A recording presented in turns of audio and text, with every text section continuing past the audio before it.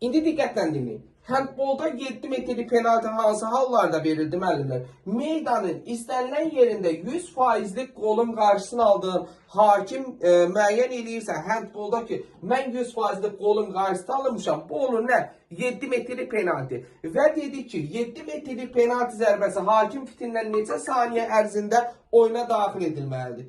3 saniyə. Buyur Gündüz.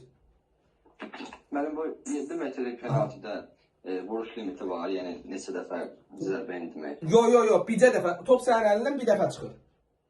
Hə, çox olmuş. Aha, 7 metrlik penaltı dedik ki, hakim fitindən 3 saniyə ərzində yerinə yetirməlidir. Baxın, 7 metrlik zərbəni yerinə yetirən oyuncu 7 metrlik xəttdən neçə metr dedim arxaya gedə bilər maksimum?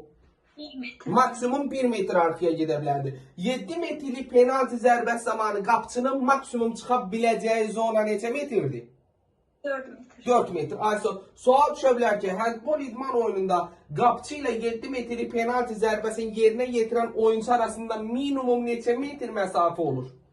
3 metr. 3 metr. Maksimum neçə metr məsafə ola bilər də müəllimlər? 7 metr yox, 8 metr götürürsünüz. Niyə görə 8 metr? Qapçı tutalım deyək.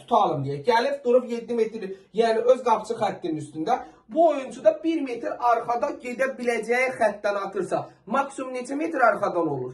Ara məsafəsi olur. 8 metr ayısı olur. Yəni minimum 3 metr, maksimum 8 metr məsafə olur. Düzdür, o qədər də vacib bir şey deyil, amma bilməyiniz vacibdir. Və indi bayaq dedik ki biz 7 metrlik penaltı zərbəsi zamanı 7 metrlik zərbəni yerinə yetirən oyuncunun komanda yoldaşı 7 metrlik xəttdən neçə metr məsafə gözləyir?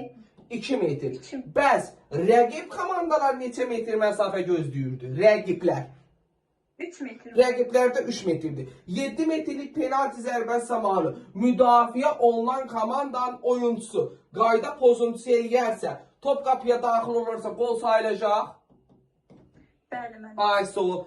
Bəs 7 metrlik penaltı zərbəsi zamanı zərbəni üzr istəyirəm, qapçının komanda yoldaşı və yaxud da qapçı özü qayda pozuntusu eləyərsə, top qapıya daxil olmazsa nə olacaq?